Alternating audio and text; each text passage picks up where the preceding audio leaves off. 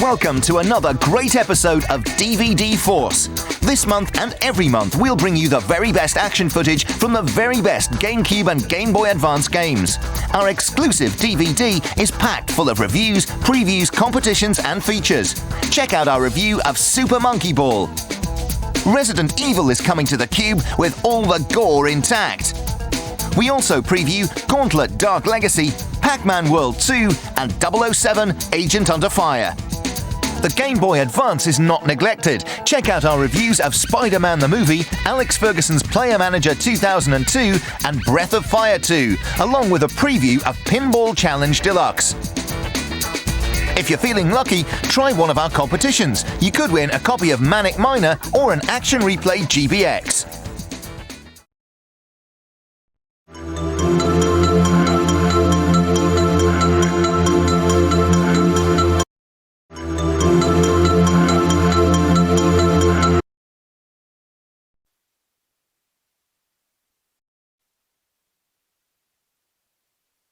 This game does exactly what it says on the box. It's super, it's got a monkey in it, and he's in a ball, and it's great fun to play too.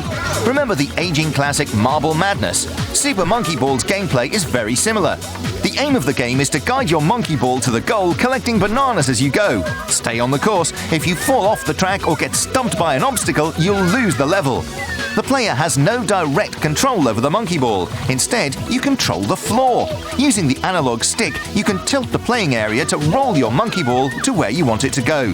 If you imagine holding a tea tray with a marble placed in the center, you get a good idea of how you control your ball. Watch out for inertia though, it isn't covered in treacle. You won't complete Super Monkey Ball in a hurry. There's over 90 levels in the main mode and a fistful of party games too. Even in single-player mode, the party games are a hoot. Look out for Monkey Fight, where 4 monkeys knock each other out of the playing area. Monkey Race, where you compete for position against 3 rivals. And Monkey Attack. Roll down a ramp, jump off the end and aim to land on a scoring target. It's like ski jumping, but without the broken legs. Super Monkey Ball is not an easy game. When you get to expert level, the slightest mistake is punished unmercifully. It's extremely addictive though, and certainly the best Sega game on the Gamecube to date.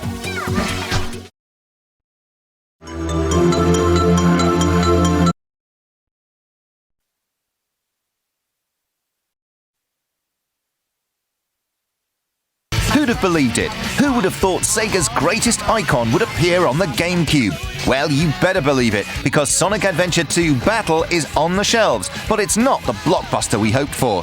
The plot is the usual stuff about Chaos Emeralds, let's ignore it and get straight into the action. Sonic Adventure 2 stays true to its roots. It's mega fast and there's lots of jumping around. Sonic has some great new moves at his disposal, such as grinding down railings, performing homing attacks and swinging onto beams. The game's main fault is that unlike Mario, Sonic in 3D has never worked as well as he did in 2D. He's great when he's running around like a chicken with its tail on fire, but the slower levels aren't as strong. The in-game camera is far from perfect too, often failing to give you the viewpoint you need.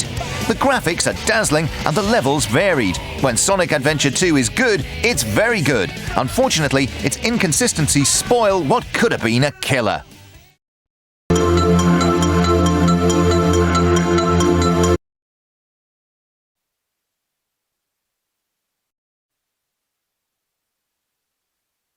Your friendly neighborhood Spider-Man is back in the news with a hot new film and a brace of games. But can Spider-Man the movie on the Gamecube match the standards set by the Game Boy Advance and PlayStation 2 versions?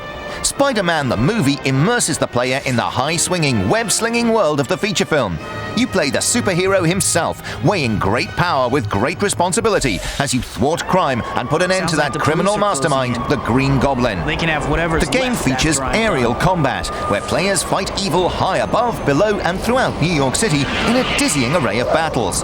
As well as the Green Goblin, there are other arch-enemies including Shocker, Vulture, Scorpion, and experimental HK units built by Oscorp Industries. Exceptional maneuverability and in-air control lets gamers swing and crawl anywhere to look for trouble.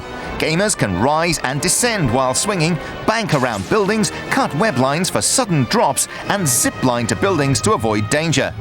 The camera is a little shaky at times, but there's lots to see and do, with training missions and challenges to keep you coming back for more. It's better than the PlayStation 2 version 2, boasting improved graphics and a smoother running speed.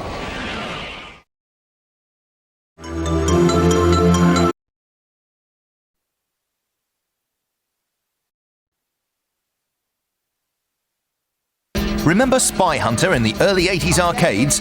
Well, it's back with a bang on the Gamecube in an updated, revamped and polished blaster that successfully bridges the gap between the classic coin-op and modern driving games.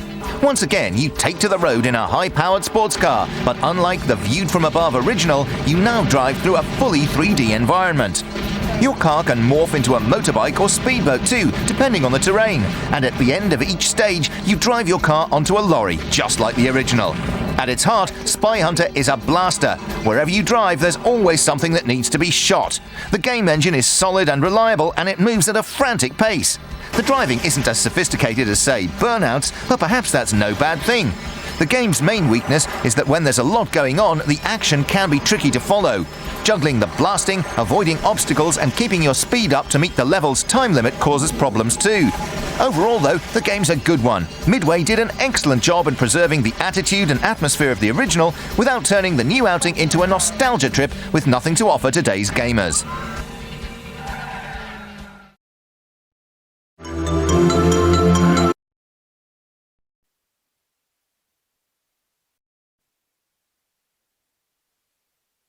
From the arcades to the Gamecube via the Dreamcast comes Acclaim's 18-wheeler American Pro Trucker, a point-to-point race across the states in which a fast delivery is everything. The trucks here behave like they're trucks. Tight cornering is impossible, they're difficult to bring to a halt, and they accelerate like a sausage dog with superglue on its paws. This all adds to the fun.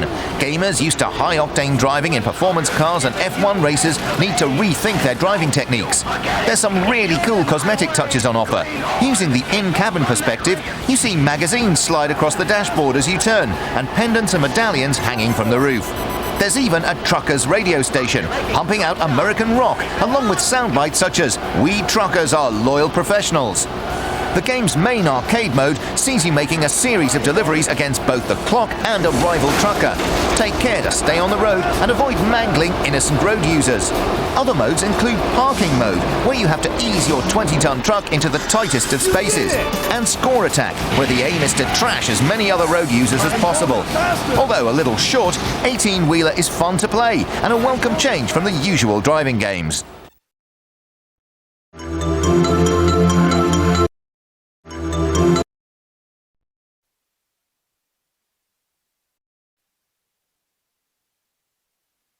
Bond's back in an all-new gaming thriller, but will it leave you shaken but not stirred? Electronic Arts promise a unique and complete Bond adventure that immerses the player in the exciting world of Secret Agent 007. There's 12 mission-based levels comprised of first-person action, covert stealth, and fast driving. The action's spread across 10 exotic locations around the globe. The action levels let you blast your way through each level using high-tech weaponry, or quietly rely on spycraft tricks and state-of-the-art gadgets, as well as nerve-tingling stealth to accomplish mission objectives. The driving levels, developed by the Need for Speed team, feature an array of 007's exotic cars and other vehicles inspired by the Bond movies, including the BMW Z8, Aston Martin DB5, and an MG F-34 combat tank. True to the Bond universe, the vehicles are filled with Q-Lab weapons and gadgets, including rockets, guided missiles, machine guns, oil slicks, smoke screens, and more. There's also a multiplayer feature set in 12 exclusive arenas and 5 unique gameplay modes. Up to 4 players can compete, with artificial intelligence bots making up the numbers. No UK release date has been set, but our guess is the autumn.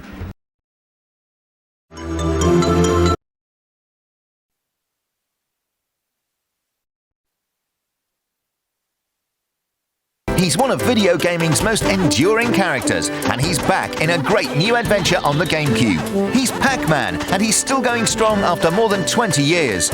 Pacman World 2 is a port of the PS2 game, with minor enhancements made for the Gamecube version. As Pac-Man himself, you're faced with 6 worlds and over 20 levels of dot-collecting platform action. There's perfectly emulated versions of aging Pac-Man classics such as the original Pac-Man Pack Attack, Ms. Pac-Man, and Pac-Mania, which are unlocked by finding the necessary items within the game. There are water levels to tackle in your Pac sub, and new Pac moves such as flip, run, flip kick, shimmy, and bounce. The game is too short. It can be completed in around 5 hours, but it's still fun to play. No UK release date has been set, but let's face it, Namco would be balmy not to bring it to these shores.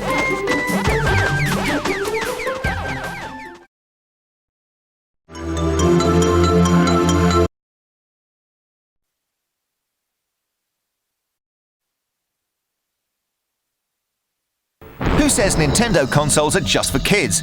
Resident Evil, the original survival horror game, is strictly for over 18s, and it's coming to the Gamecube in September.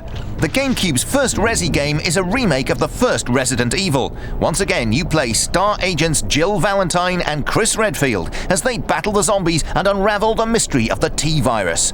The Gamecube game is not a straight conversion of the PSX offering, but it's hardly a whole new game either. The puzzles and monsters are the same as before, but Capcom has moved them around to re-inject the element of surprise. Gamers who have already played the game on the PSX mustn't get complacent. One thing that has changed is the graphics. They're absolutely stunning, with reflections in windows and puddles as you walk past, and breathtaking light sourcing. There's new motion-captured animation on both the humans and zombies, but disappointingly, characters still turn awkwardly on the spot and shuffle like a moonwalking Michael Jackson if you walk them into a wall. One very impressive feature is the degree of gore packed into the game. When you blast a zombie or he sinks his rancid teeth into your shoulder, droplets of blood spatter across the screen. But are the graphical overhaul and gameplay tweaks enough to justify buying it if you've played it to death already? It's already out in America, so check out our import review this very issue to find out.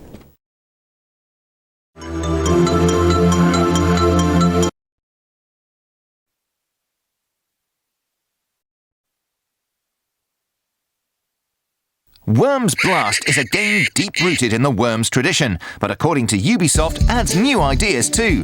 The game no longer pits teams of 4 worms against each other in turn-based combat, but sees individual characters fighting it out in real time. It introduces a range of madcap characters from the cult world of Worms, including Calvin the Super Sheep, Ethel the Old Woman, Stavros Skunk, and Rocky the much-maligned Concrete Donkey.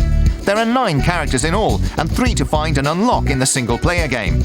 Worms Blast pits these characters against each other in a furious battle of wits, dexterity and speed, each clambering aboard its own vessel and whizzing across the water, blasting the advancing cells, shooting your opponent and gathering bonus items. In single player, there's a large puzzle game featuring 60 different levels and a map to explore, with original new puzzles, a training section and characters to find and unlock. There's also a huge tournament mode and a versus mode where you can fight the computer-controlled characters. Worms Blast is out soon, so expect a full review in next month's GeForce.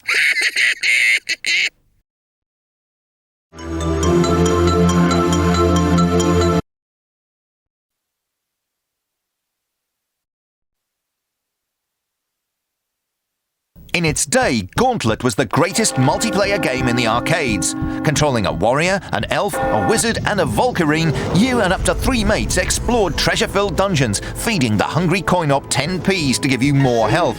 But can this GameCube update cut it in 2002? The gameplay is true to the original, but with several character classes added. Look out for the Knight, Dwarf, Jester, and Sorceress. With up to 3 friends, you once again beat off baddies, hunt for exits, and collect treasure as you battle through the game's 60 levels. Each player can gain experience through fighting monsters and use it to build your combo attacks and turbo moves. Midway promises huge worlds themed on ice, forests, deserts, and a castle, each with its own boss baddie and sub-boss.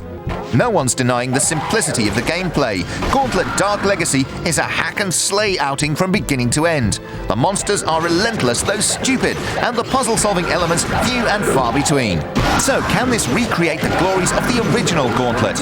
Reports based on the American version suggest not. The frame rate is slow, the graphics muddy, and parts of solid objects randomly disappear. However, the game's not out until September, so maybe the UK PAL version will correct these flaws.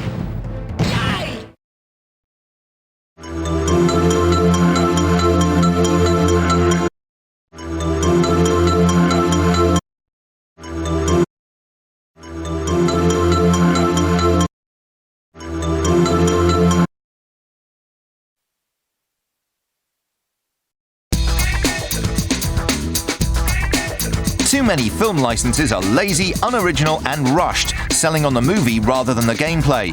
No such problems here. Spider-Man the movie is one of the best film licenses on the handheld. Developers Digital Eclipse have crafted a sumptuous, playable platform action game that keeps you hooked from start to finish. As our friendly neighborhood Spider-Man, you must rid your city of evil villains like the Green Goblin, Shocker, and Kraven, as well as their gun-toting henchmen and mutant hordes. Better use your web blast and bomb web attacks to full effect. Each level also has its own objectives, such as rescuing hostages, destroying poison gas canisters, and disarming bombs. Every level has to be thoroughly explored, and quickly too. It's against the clock. Superb gameplay and varied levels make Spider-Man the movie a real winner.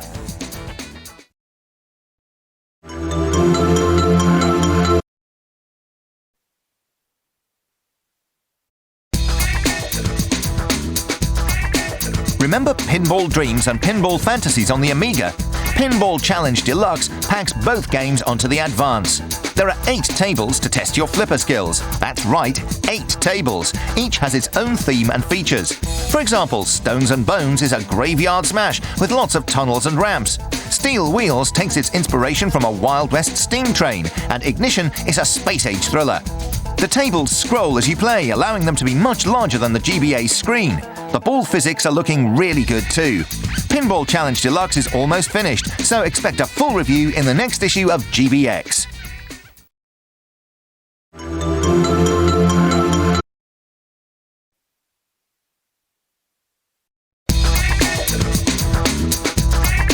It looks and plays just like the original, but Breath of Fire 2 makes substantial improvements on its predecessor. Set around 500 years after the first game, you play Ryu, a young orphan who's related to the main man from the first game. The game's plot unfolds at a much better pace than the first game's storyline. To begin with, Ryu knows nothing of the Dragon clans. Only as the game progresses does he find out about his illustrious ancestor and his own destiny. The basic game structure is much the same. Ryu can still go fishing if you buy him a rod, and you still get to hunt in the woodlands. Random battles in the wilderness sections are still annoying, but as you build your party, you're attacked less often by trivial foes. This is a substantial improvement. On the face of it then, there's very little difference between this and the original, but minor tweaks and improvements make it the better game.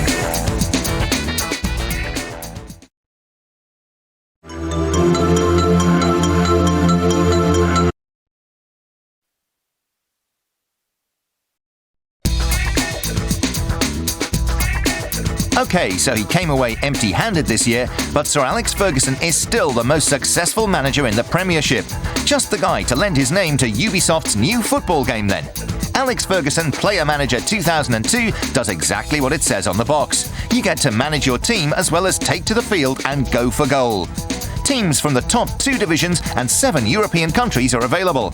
Play in the English Premier or First Divisions, Italian Serie A or B, the German Bundesliga 1 or 2, and more. Pitch and win conditions are adjustable, and you can change the skill levels of your opponents and their goalkeepers. No Gameboy Advance footy game to date has taken the Advance by storm, but its sheer versatility might just hand the trophy to Alex Ferguson's Player Manager 2002.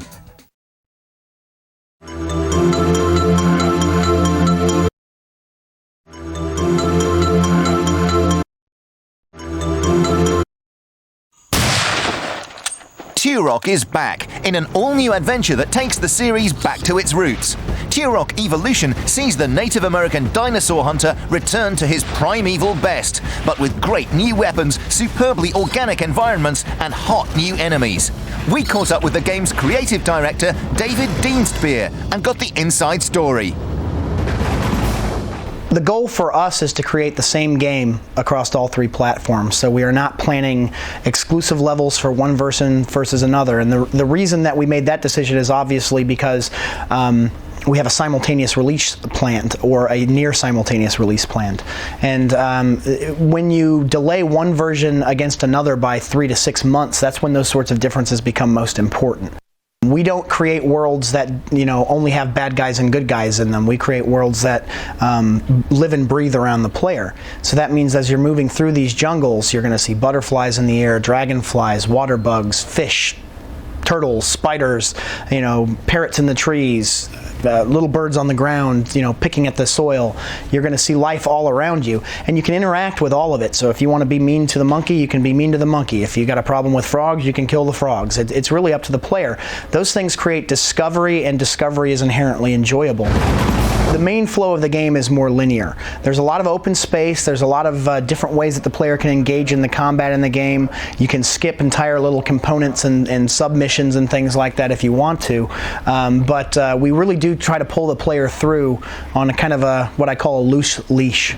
The other thing that we do with our environments is we make them a key part of the gameplay. It's not just a place to walk around in, it's a place that can react to the player and that the player can react to. So what that means is the foliage in the game is all swaying in the wind. You'll see grass blades growing in the blowing in the wind. You'll see trees rocking back and forth. But if I move through the foliage, it reacts to me. It rocks back and forth. We try not to fall into a pattern of, you know, trying to imitate other games. We don't see that one particular title releases with a single feature that we don't have, and therefore get panicky that it's not in our game, because we have to turn right around and say, well, what does our game have that they don't have? Games need something special. If everybody's just creating the exact same functions of the exact same, you know, gameplay elements, then you're going to get the same game over and over and over again, and that's not something that I'm interested in doing, and it's never anything that we set out to do when we create a Turok game. We've got a great batch of new weapons and a great batch of old favorites returning. Turok's trusty bow and tech bow are obviously back. We've created an all-new chain gun that we call the Trinity class tri-barreled chain gun, which is more outrageous than any chain gun that you've probably ever seen in a game. Is 6 barrels aren't enough. It's got to be 18. That's Turok. That's what Turok's about. The player walks through jungles, both daytime and nighttime. They fly over jungles. They fly through arid desert landscapes. They try to infiltrate enemy bases, which are, you know, far more architecturally based, you know, stonework and metal. And then they also infiltrate entire, you know, moving battle stations, which are made of nothing but steel and moving parts. But in addition to that, we have brought back the cerebral bore in the form of an all-new derivative called the swarm bores. And rather than firing a single bore at an enemy's head, it actually fires 5 bores that track at different points on the enemy's body. So it will strike the hip joints, the shoulder joints, and the head. And I'll leave it up to your imagination as far as what that does to a bad guy. But let's just say, you know, the original got us in trouble. This one's going to get us in more trouble. The end result is fantastic. All 3 versions of the game look beautiful, and it was well worth the trouble.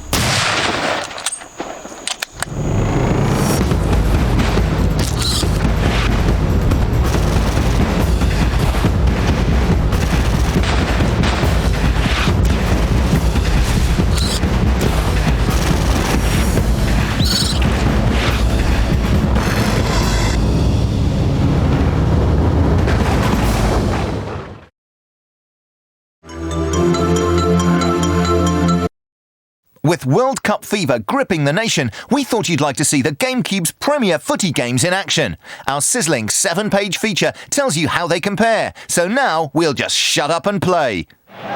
World Cup FIFA 2002. Gerrard.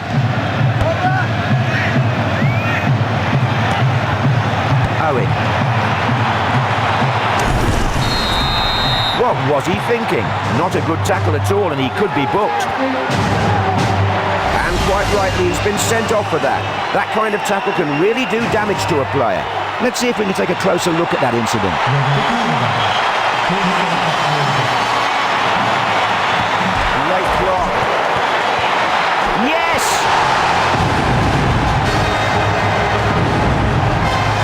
Virtua Striker 3 2002 edition.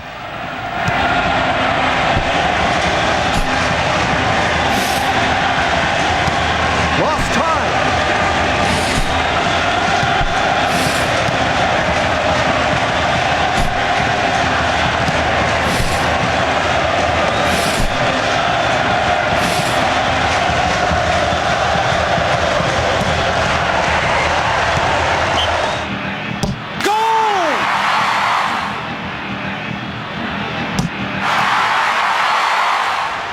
Game set. International Superstar Soccer 2. さあ、ここだ。チェックに行くのは森島。これは危険です。ハト、フォローが欲しい。いった。ゴー！いやー、いいシュートだったですね。日本先制です。鮮や Sega Soccer Slam.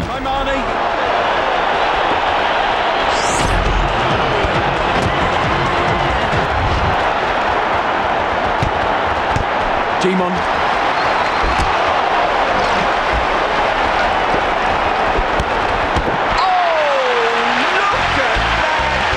Yes, you see, with that kind of teamwork, we will never be beaten.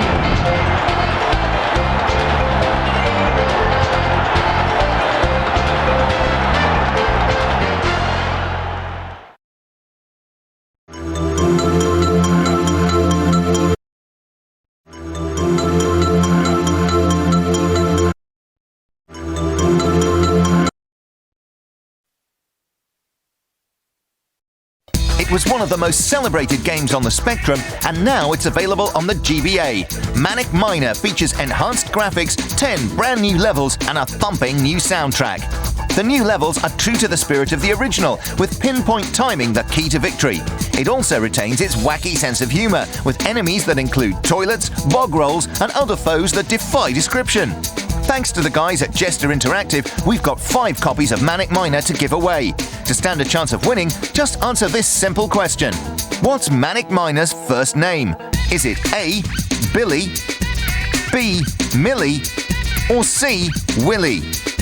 When you think you know the answer, call our competition hotline on 09064 774480 and follow the online instructions, or enter via our website www.gbxstream.co.uk. Calls cost 60p a minute at all times, so get permission from whoever pays the bills before you dial.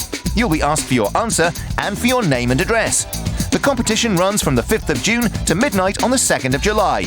Winners will be picked at random by our computer.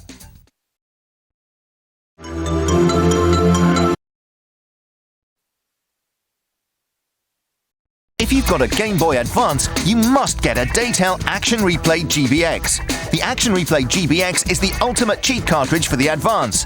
With it, you can enhance almost any game with infinite lives, infinite health, extra ammo, and more. You can even unlock bonus vehicles, extra levels, and other great goodies the games have to offer. Courtesy of Daytale Electronics, we have 5 Action Replay GBXs to give away. To stand a chance of winning, just answer this simple question. Which company makes the Action Replay GBX? Is it A, Blogsoft, B, Cadbury's, or C, Daytale? When you think you know the answer, call our competition hotline on 09064 774478 and follow the online instructions, or enter via our website www.geforcemag.com. Calls cost 60p a minute at all times, so get permission from whoever pays the bills before you dial. You'll be asked for your answer and for your name and address. The competition runs from the 5th of June to midnight on the 2nd of July.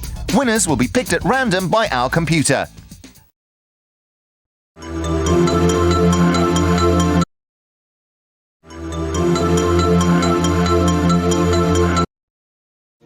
Take your gaming to new levels of fun and excitement with the ultimate cheat device for Nintendo GameCube, Action Replay. Action Replay is the all-in-one gaming solution, giving you the power to bust open even the toughest games. Action Replay is crammed full of incredible features to enhance your gaming, including hundreds of GameCube codes. Beat virtually every GameCube game. Built-in, powerful import player means you can play GameCube games from any region in the world.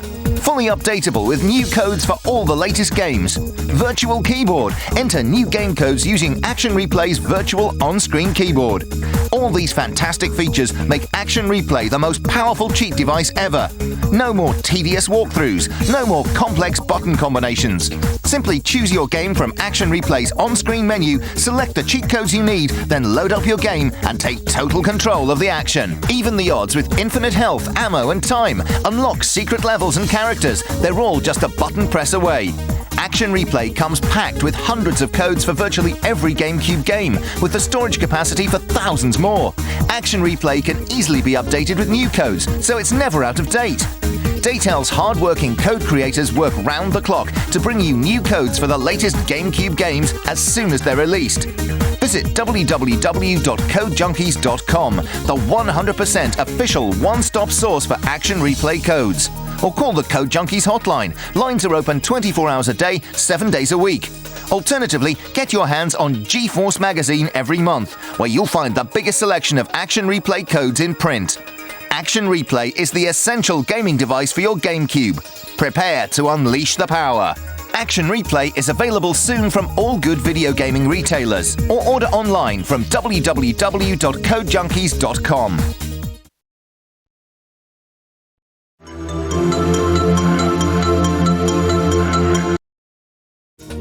Daytel's Mega Memory 16 is the most essential peripheral on the Gamecube. With a massive 64 megabits of uncompressed memory straight out of the box, Mega Memory has 16 times the capacity of standard Gamecube memory cards. Store levels, characters, top scores, and more. Mega Memory 16 times is available now from all good video gaming retailers. Price £29.99. Or order online from www.codejunkies.com.